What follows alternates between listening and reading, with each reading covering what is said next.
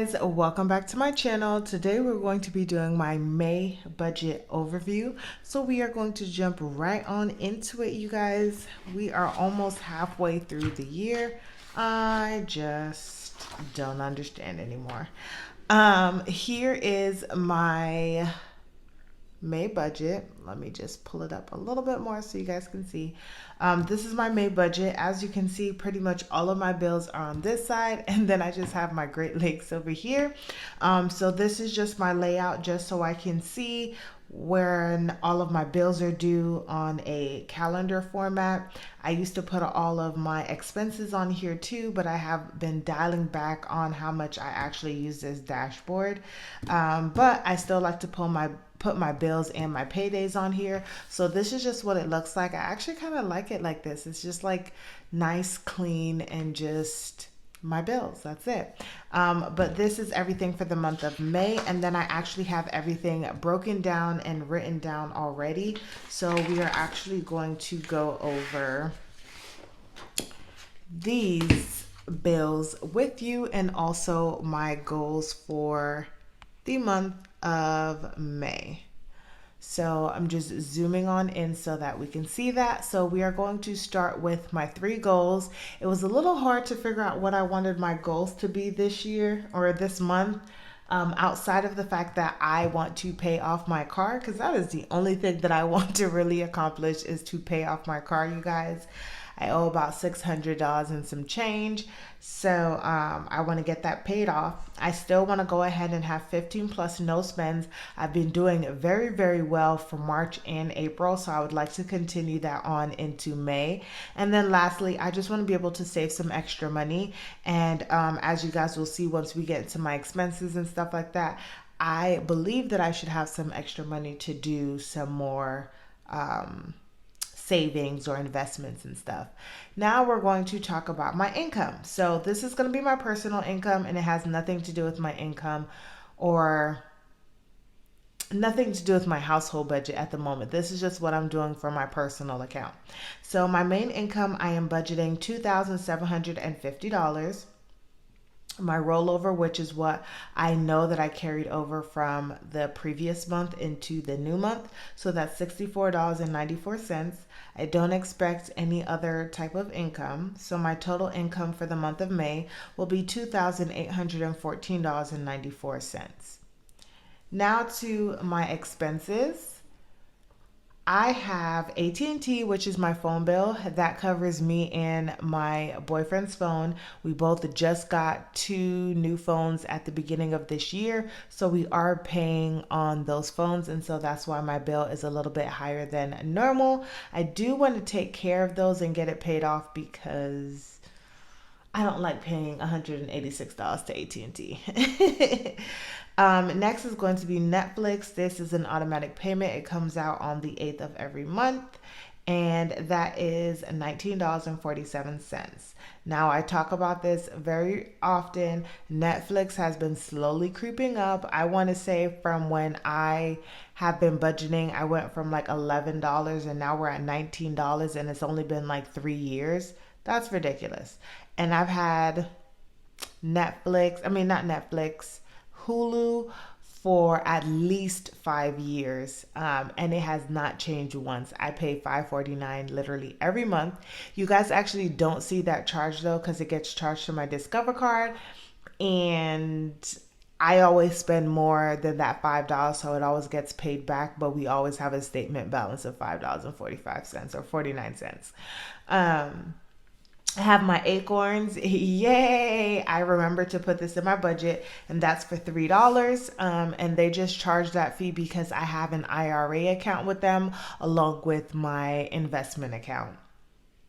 And then you also can get like a debit card where you can put money on there and use it for stuff, and then they take the change and put it into the investment account as well too.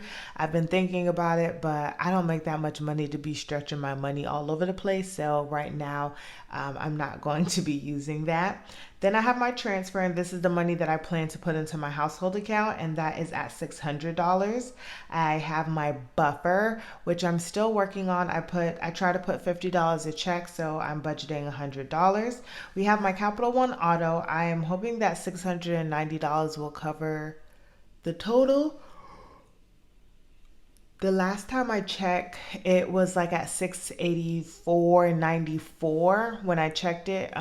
It's still getting a little bit of interest. I think it was like 35 cents a day or something like that. So I'm hoping that by the 7th it does not hit over 690, but whatever it is, I will definitely be paying it off.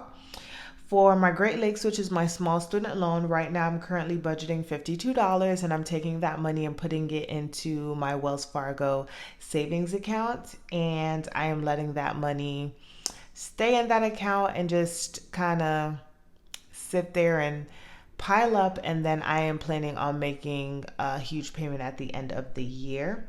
I have two Ashley credit cards, Ashley Furniture credit cards. Ashley one is at $96, and that is on a 5 year, 5 times 12 is 60, right? Yeah, so it's on a 5 year, no interest. And then Ashley's two is on the 24 month no interest, and that actually went down $1 to $33 a month.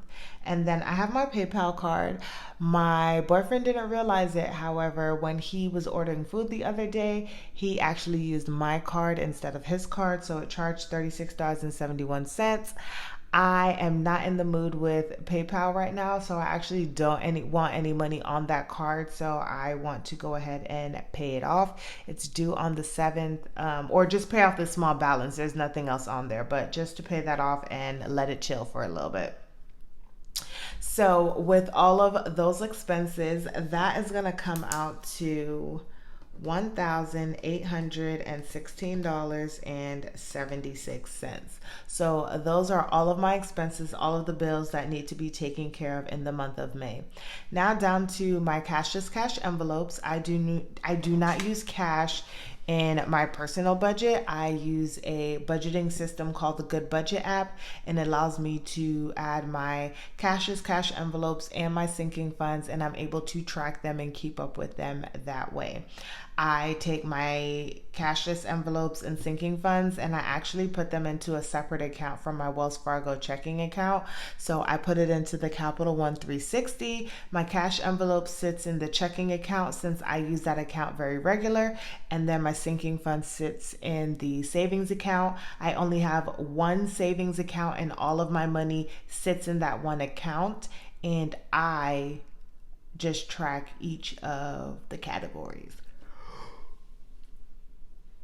So we're going to start off with groceries. I know y'all, because I've been complaining about how expensive groceries are, but I'm going to figure it out some way, somehow. And I also just remembered too that I actually have a gift card for Target. So technically this is going to be $180 plus the $100 that I normally ask Brandon to give me. So I should have somewhat, sort of, kind of enough money to get us through for May, but I am doing $80 of my cash into groceries. So that is going to be $40 every 2 weeks, meaning that's $20 a week. I don't know how I'm going to do it, y'all, but I'm going to make it work. Gas is going to be at $130. Gas has somewhat kind of sort of went down. I think 190 might have been doing a little too much. So I'm going to do 130, which would give me about $65 every 2 weeks. That gives me one full tank and then a half of a tank. So we're going to see how that works out. Household is budgeted at 30.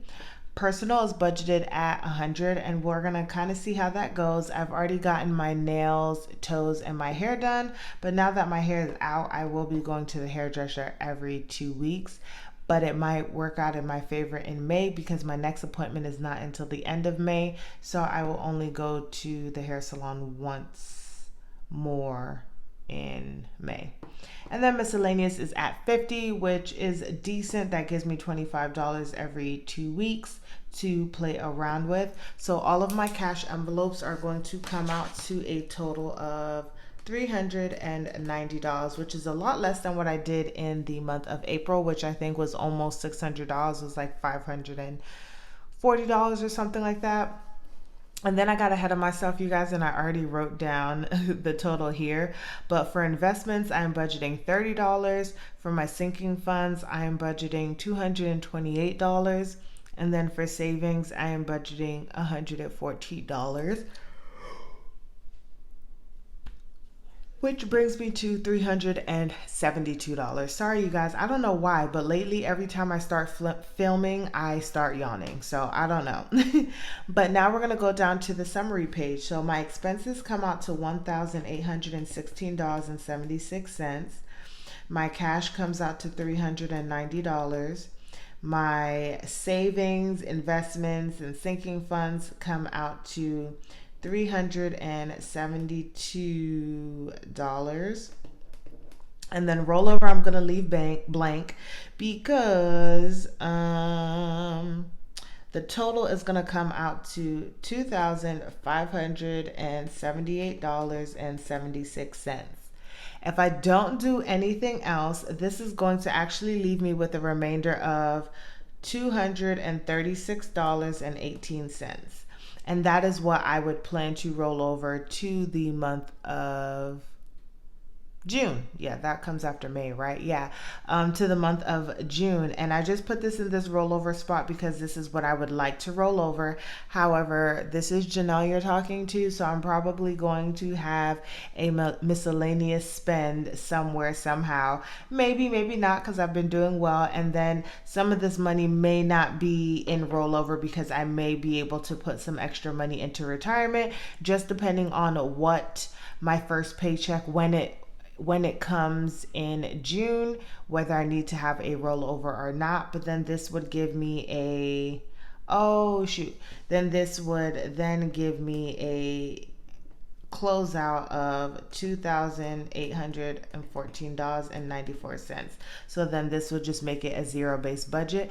I've been trying or attempting to do a zero-based budget. I don't know if I've been doing that, but I do something very close to it. I just figured I know and understand the concept, but whenever I do my budget, it just does not work out that way. But you guys, this is going to be my budget for May. I hope you guys enjoyed it. If you haven't already, go ahead and like this video, comment down below on what your goals are for the month of May. And if you haven't, click that subscribe button, and I'll see you guys in the next one.